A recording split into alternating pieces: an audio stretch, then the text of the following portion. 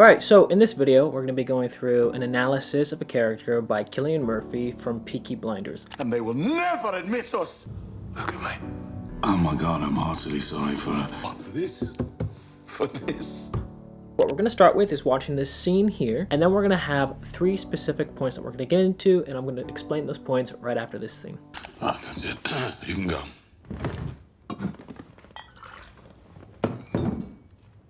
Come, John. Tommy, if you ain't gonna be there, you're gonna have to tell us something. That's Polly. Not Michael. What? Not Michael, no. No, not Michael, no. Because Michael deals with legitimate business. You saw him before us. John. Not now. Wait, what did you say? You saw Michael before us. Psych, John. Because legitimate business, John, is the priority. Legitimate business. Since when? Wife took a bullet meant for me! Okay, so now you just saw the scene, so now you're probably wondering, hey, how do I analyze this? What do I do? If you've been in our 10-hour acting masterclass or 2.0 version, you probably already kind of understand a lot of this. You're seeing some of these things and already able to analyze it for yourself. But maybe you're not in them. Maybe you don't know. Maybe you're trying to wonder, hey, how can I just do this for myself more often? Well, there's a few different things we can pay attention to, and there's going to be 3 things in this video specifically that we're going to focus on. There's more, but in this one, we're going to focus on 3. The 3 are going to be levels, emotions, and presence. So what is Cillian Murphy doing to have levels, to have emotions, and to have presence? So let's get into it. So for the first one of levels, we can see where he is at the beginning is completely different than where he is at the end. At the very beginning, the energy, the level, the vocal tone of where Cillian Murphy is at is different than the end. Not Michael, no. Because Michael deals with legitimate business. Wife took a bullet meant for me! What this has to do with levels is you have to have dynamics as an actor. It can be vocally, it can be emotionally, it can be both together. And that's what happens in this scene. We see it clearly from the beginning and the end. We also love this, by the way, within music. When you have your favorite song that you listen to every single day, there's different levels to it. It never is at the same level because you have a verse and you have a chorus and you have a bridge and you have an intro and you have an outro.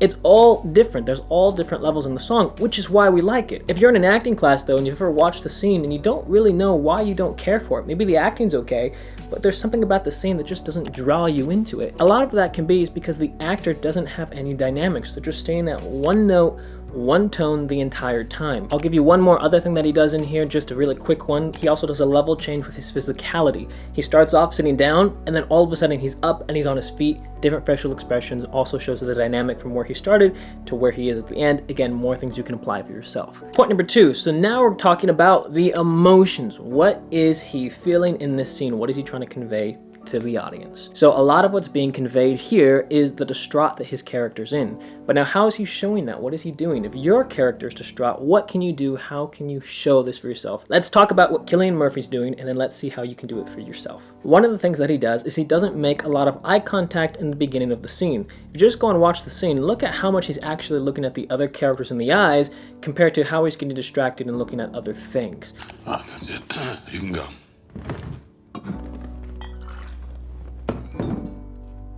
Come, John. Tommy, if you ain't gonna be there, you're gonna have to tell us something. That's Polly. Not Michael. Another thing that helps convey this is you can see when he takes a drink of his alcohol, he takes it really quick. Tommy. You can choose just by a simple thing of having a drink. How quickly do you drink that drink? If you drink it quick compared to if you drink it slow, it builds a different dynamic and it builds a different power for your character that the audience is seeing. This is also visual. What is the audience visually seeing?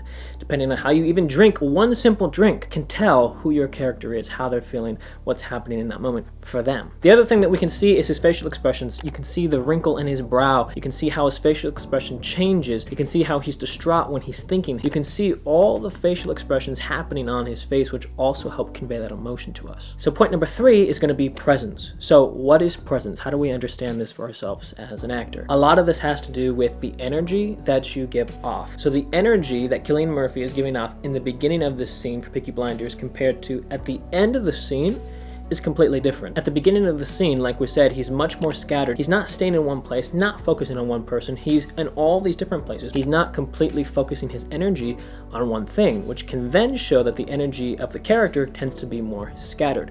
Hence, their presence is now in a more scattered state. But now with this being said, then we also get to see when he becomes much more direct, when his eyes lock onto the other person. The eyes are the gateway into the soul. I've talked about this in our 10-hour acting masterclass before. The eyes are the gateway into the soul. I want you to solidify that into your head, because as an audience, and when a casting director is going and watching another actor, the eyes are telling a story. Then once he becomes much more direct and we see his eyes and we see the focus that he has on the other person, we know exactly what he's feeling, we know the intention that he has behind every single word. So the eyes, as an actor, when you're doing an audition or if you get booked on a part, how you can use it to your advantage is finding what you focus on. Are you heavily focusing on the other person in front of you? Are you kind of focusing on them but also focusing on your surroundings? Or are you not focusing on anything at all and you're just kind of scattering your energy about in the room? Depending on where you're going and focusing your energy will tell a huge story for yourself. And it's super simple, but it's remembering that the eyes are the gateway into the soul and that the eyes tell a story. Now, if you want to be able to do the exact same thing for yourself, be able to go and look at any movie, any TV show, any scene and watch it and be able to go and analyze it for yourself, you can go and take a look at our 10-hour acting masterclass, our 2.0 version. It's going to be down in the description down below. Also in the comment section, we talk a lot about in there finding your character's emotions, navigating through a scene, finding all of these things that you can work on for yourself, but also apply it into the real world. So when you go and watch other actors, you can find things that work for them and also use it for yourself to just keep growing and expanding your toolbox. So I hope you all like this video. Make sure you subscribe to the channel so you stay up to date with everything, and I'll see you all next time. All right, see you later. Bye-bye.